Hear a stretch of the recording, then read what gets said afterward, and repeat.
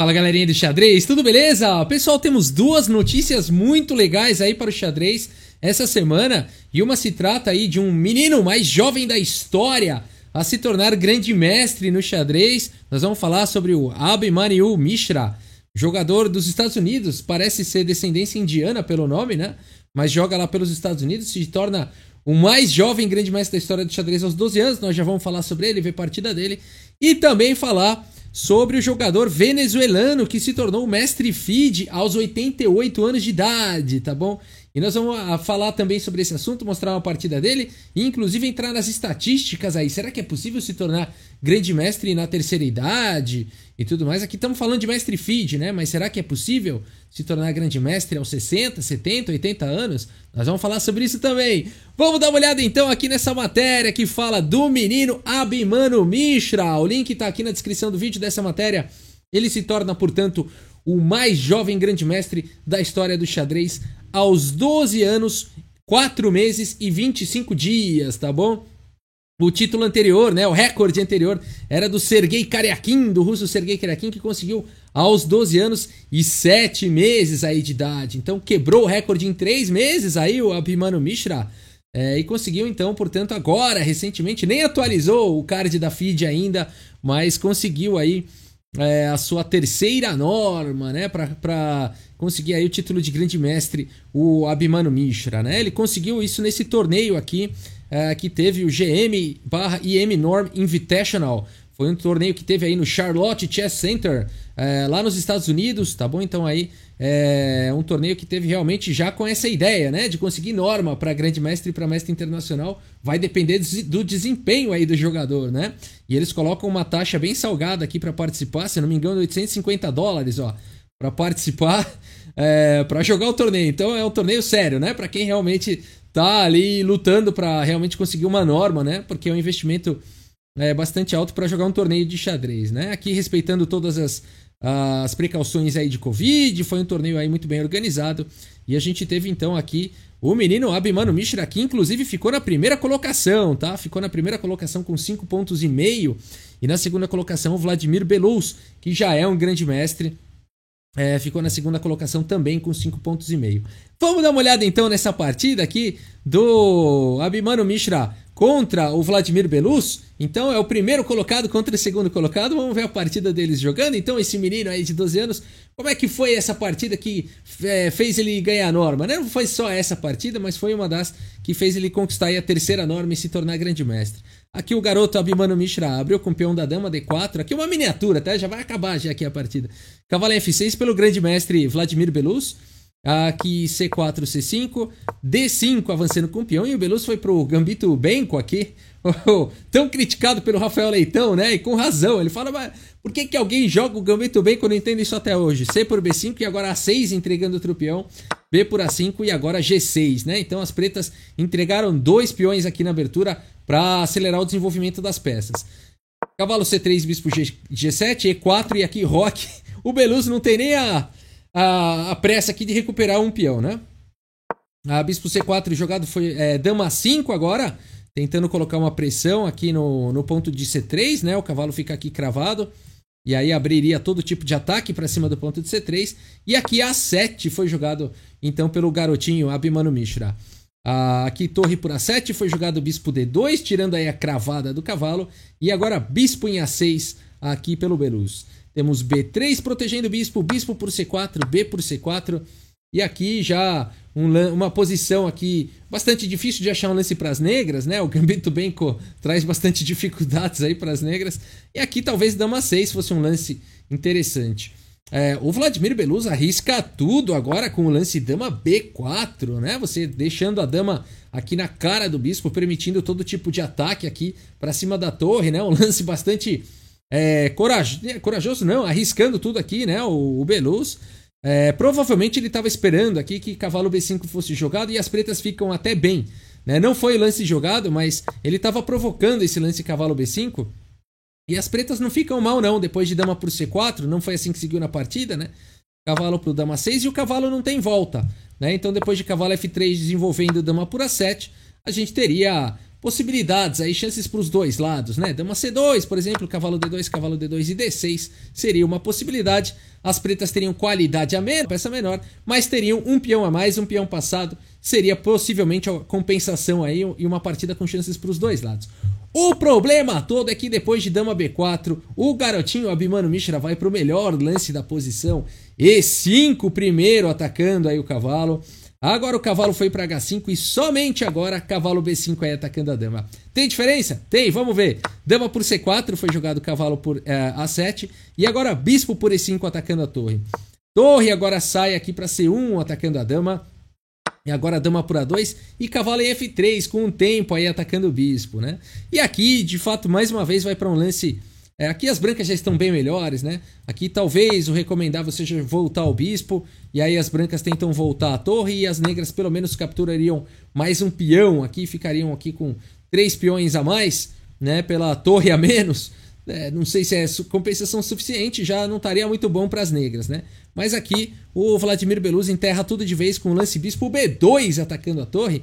Mas agora a torre C2 e o bispo tá preso aqui, né? Aqui uma possibilidade seria capturar o cavalo, mas o Belousov prefere seguir com dama B3 aqui. E depois de dama B1, simplesmente aqui pelo menino Abhimanyu Mishra, o Vladimir Belousov abandona aqui a partida do grande mestre. Simples assim que o Abhimanyu Mishra venceu aqui então o grande mestre, né? E com isso com certeza ajudou ele a conquistar aí a sua terceira norma para grande mestre. E aí se tornou, portanto, o mais jovem grande mestre da história do xadrez aos 12 anos de idade, 4 meses e 25 dias. Muito bem, parabéns aí Abhimanyu Mishra, norte-americano, apesar do nome, deve ser descendência indiana, né? Olha aí, mais um, para se juntar aí ao Leiner Domingues Pérez, Ricardo Nakamura, Wesley So, né? E tantos outros aí, Fabiano Caruana e tantos outros jogadores aí dos Estados Unidos, que tem ainda outro, tem outro chinês ainda, esqueci agora, não era o Wang Hao. Enfim, o EI, né? Acho que é o EI que joga pelos Estados Unidos. Enfim, não lembro. Mas tantos jogadores com sobrenomes aí que estão nos Estados Unidos, né? Agora é o Abhimanyu Mishra. E vamos dar uma olhada então agora. Vamos falar sobre o Mestre Feed. Olha que bacana. Aqui o Mestre Feed saiu essa notícia também. Vou deixar o link na descrição aí para vocês. O enxadrista venezuelano, olha aí, o Salvador Dias Carias, recebeu então pela FIDE aí o título de Mestre FIDE, olha aí que bacana, com base nos resultados que ele teve na década de 60, né? Então foi aí um reconhecimento aí que a FIDE deu para ele, né? O Salvador Dias Carias, olha só, tricampeão venezuelano aí de Caracas e que agora mora em San Cristóbal. Que legal, ele recebeu aí o título de Mestre FIDE pouco antes de completar 88 anos na última quarta-feira, né? A gente tem até uma coincidência aqui, a FIDE também deu o título de Grande Mestre para o Yuri Averbach aos 88 anos de idade, né? Então uma curiosidade, a coincidência desse número, 88, aí, né? Parece que a FIDE gosta disso, quem é que fez 88 aí? Vamos dar um título aí, vamos ver se tá merecendo, né? Tá merecendo, afinal de contas, já viver tudo isso já é uma grande conquista. E aí ter sido dedicado aí uma vida pelo xadrez e tudo mais, ter sido tricampeão, né?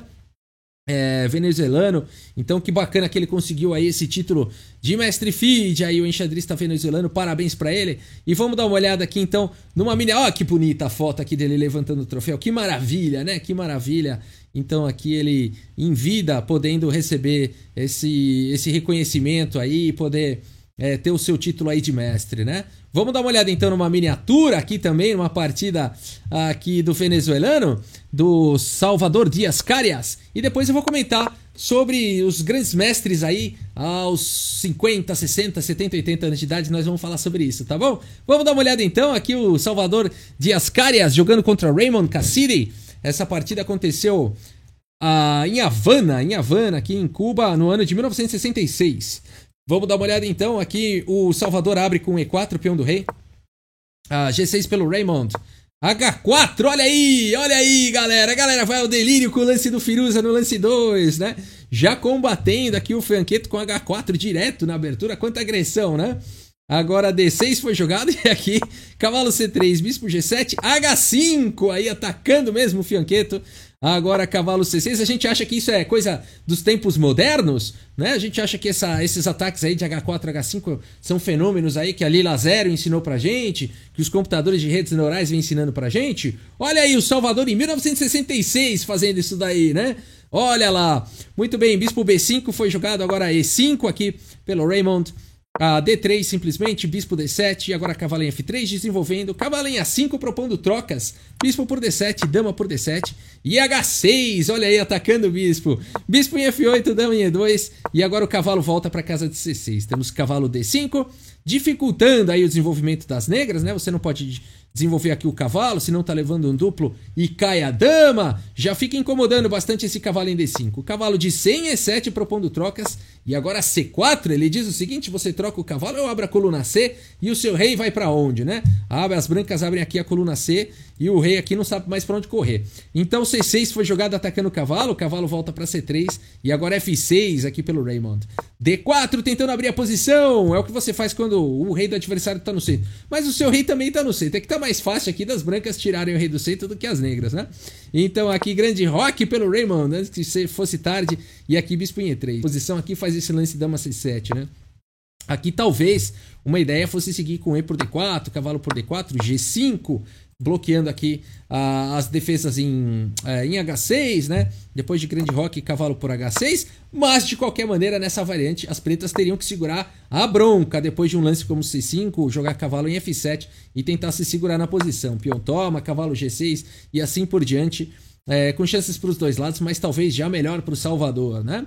Então aqui dama C7 ainda pior do que o lance E por D4, porque agora é grande roque, mas aparentemente não tem nada demais acontecendo na posição, né?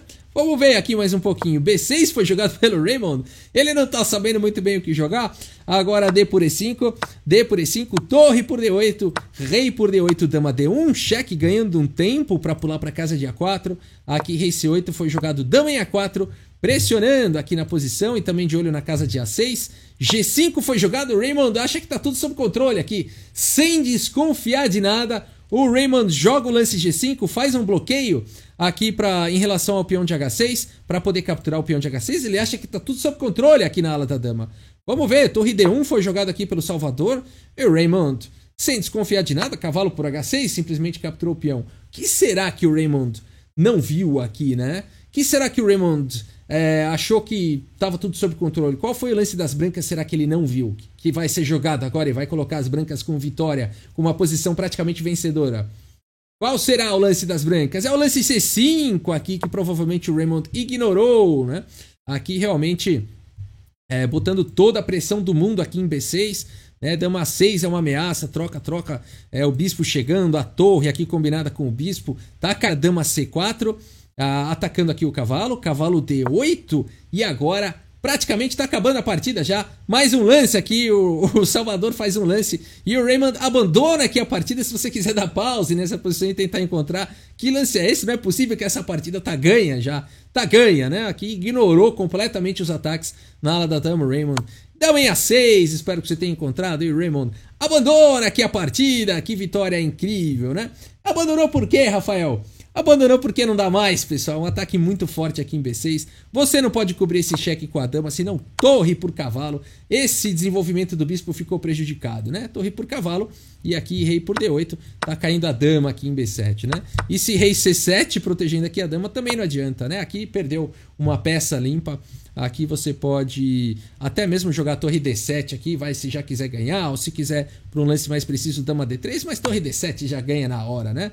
Rei por D7, dama por B7 aqui, fica ganho para as brancas. Que mais poderia jogar depois de dama em A6? Será que não daria para jogar simplesmente rei B8, não salvaria? Bom, aqui simplesmente você segue com um peão toma, né? Peão toma e depois bispo toma em B6, dama B7, torre por D8, com uma posição também vencedora para as brancas, né? E será que não dava para jogar cavalo B7 então aqui também? Aqui simplesmente, mais uma vez, você jogaria C por B6 e também ficaria numa posição ganha, peão toma, e até cavalo A4 aqui de repente já é bastante forte, né? Suficiente aqui para as brancas terem uma posição vencedora.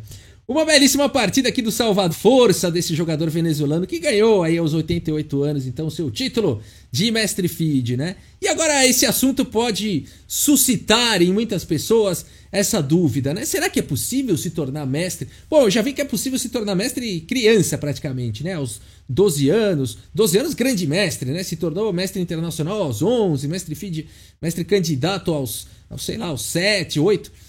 Será que é possível também na melhor idade, na terceira idade? Vamos dar uma olhada em alguns números aqui então. Eu montei uma planilha, eu vou compartilhar aqui no link na descrição do vídeo para quem quiser, tá bom? Uma planilha muito simples, na verdade.